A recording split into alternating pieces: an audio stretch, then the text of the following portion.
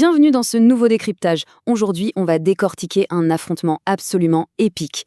Imaginez un peu, un croisement mythologique monumental qui se déroule en plein cœur d'un lieu ultra sacré, le temple de Némésis.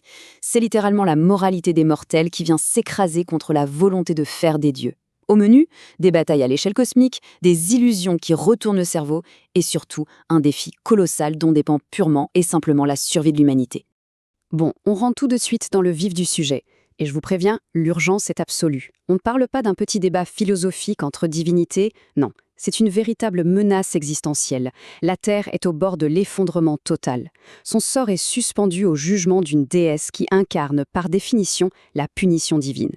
C'est exactement dans ce climat d'apocalypse imminente que l'histoire démarre, avec le destin de toute l'humanité en jeu. Première étape de notre exploration, le temple de Némésis. Le décor de cette fameuse colère divine est officiellement planté. La dynamique entre nos deux premiers adversaires est super intéressante. D'un côté, on a Némésis. Elle est la colère juste incarnée et son but est clair, la destruction pure et dure pour punir la Terre. Et face à elle, Sorrento de la Sirène, un général marin. Et là où ça devient fascinant, c'est qu'au lieu de sortir les muscles ou de lancer une attaque dévastatrice, il refuse totalement le combat physique. Son arme, c'est une flûte. Son attaque, le concert céleste, est une mélodie pensée spécifiquement pour calmer la déesse, pour lui insuffler un désir de paix. C'est vraiment le clash ultime entre la création harmonieuse et la destruction pure. Ce qui est dingue ici, c'est le côté psychologique de la chose. Némésis est une divinité, n'est-ce pas? Donc pour elle, l'idée même de ressentir de la souffrance, c'est juste inconcevable. Et pourtant, la musique fait mouche. Elle commence à avoir des visions d'anges, elle est complètement perturbée. Et comment réagit-elle face à cette vulnérabilité imprévue? Par la violence pure. Elle déchaîne son cosmos et repousse violemment Sorrento au loin. Mais, et c'est là le détail qui tue, la musique continue. Elle ne s'arrête pas. Elle s'acharne à vouloir libérer l'âme de la déesse de ce fameux labyrinthe de douleur. C'est une mélodie qui transcende totalement la force physique. On passe à la deuxième partie, voyage à travers les yugas. Préparez-vous, on rentre dans l'illusion cosmique. Et là, bim, retournement de situation. L'attaque de Némésis est bloquée net par une mystérieuse barrière à 7 points. Visuellement, le décor grec du temple change du tout au tout. On entend des sons bizarres, on voit apparaître des éléphants à 4 bras et des anges. C'est complètement fou. C'est le moment précis que choisit un deuxième général marin de Poséidon pour débarquer, Krishna de Chrysaor. Il s'allie à Sorrento et annonce calmement à une Némésis complètement stupéfaite qu'ils ont une grande mission. Leur but n'est toujours pas de l'anéantir, non, ils veulent l'embarquer dans un voyage au plus profond de son propre cœur. On a là un mélange de mythologie absolument saisissant. Et ça illustre brillamment la folie de cette technique. L'attaque de Krishna, le MJ Yoga Yatra, n'a rien à voir avec un simple rayon d'énergie. C'est une projection conceptuelle massive. Il fait carrément voyager la conscience de la déesse à travers les 4 âges de la mythologie hindoue. Ça commence par l'âge sacré, le Satya Yoga, qui est caractérisé par la vertu, et ça descend inévitablement vers le péché avec l'âge des ténèbres, le Kali Yuga. Réussir à piéger une divinité grecque dans ce cycle inéluctable de l'univers hindou, franchement, c'est une démonstration de maîtrise de l'illusion à une échelle littéralement cosmique. Troisième partie de notre décryptage, le procès de Pégase. L'heure du jugement a sonné. Le ton change radicalement. On se retrouve au beau milieu d'un tribunal terrestre, mais sous haute autorité divine. Au début, on aperçoit Bellérophon en plein combat, qui est en train de piétiner son adversaire avant qu'on lui ordonne de reculer.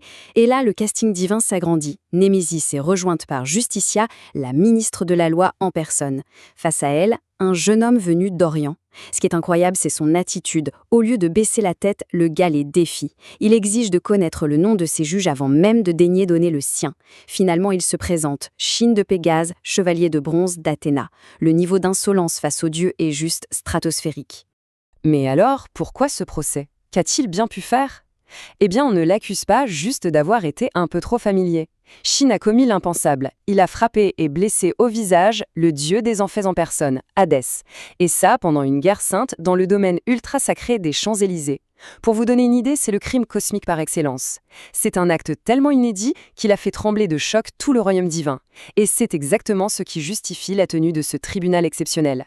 Et comme si blesser l'un des dieux les plus puissants ne suffisait pas, Justitia en rajoute une couche. Et ça en dit long sur le personnage de Chine.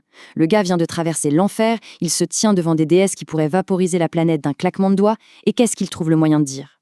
Il compare ce tribunal divin à, je cite, un paradis entouré de 2 belles femmes.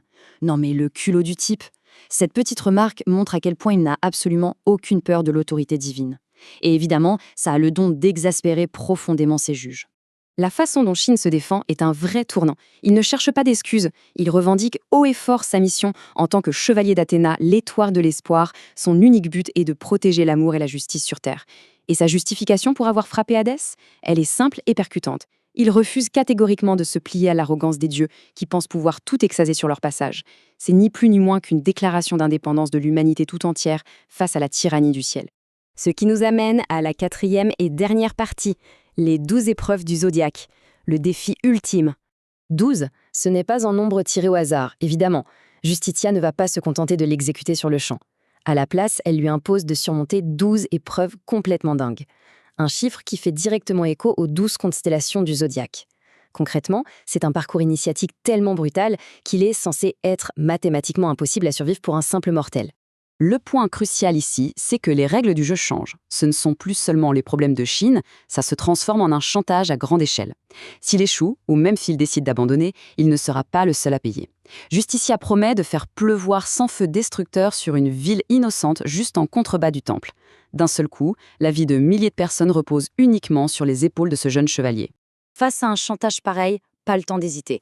Shin accepte de relever le défi à la seconde même. Némésis lui glisse quand même un dernier avertissement glacial. Il a intérêt à ne pas laisser son ego ou sa fierté coûter la vie à des innocents. Mais la détermination de Shin est inébranlable. Pour lui, ce n'est pas une punition. C'est l'occasion en or de prouver aux dieux ce que ça signifie vraiment d'être un protecteur de l'humanité, un vrai chevalier d'Athéna. Alors, résumons un peu l'ampleur de la situation. On a la Terre menacée par une colère divine destructrice, une déesse prise au piège dans une illusion temporelle cosmique, et un jeune chevalier ultra défiant qui doit se farcir 12 épreuves mortelles pour sauver une ville des flammes. Rien que ça, les dés sont jetés. Mais face à la puissance absolue des dieux et à la brutalité implacable du zodiaque, une question énorme reste en suspens. Est-ce qu'un simple mortel a la moindre chance de survivre à la voie des étoiles ? Avec des enjeux pareils, la frontière entre les humains et les divinités est complètement redéfinie. Et croyez-moi, cette mythologie n'a clairement pas fini de nous surprendre.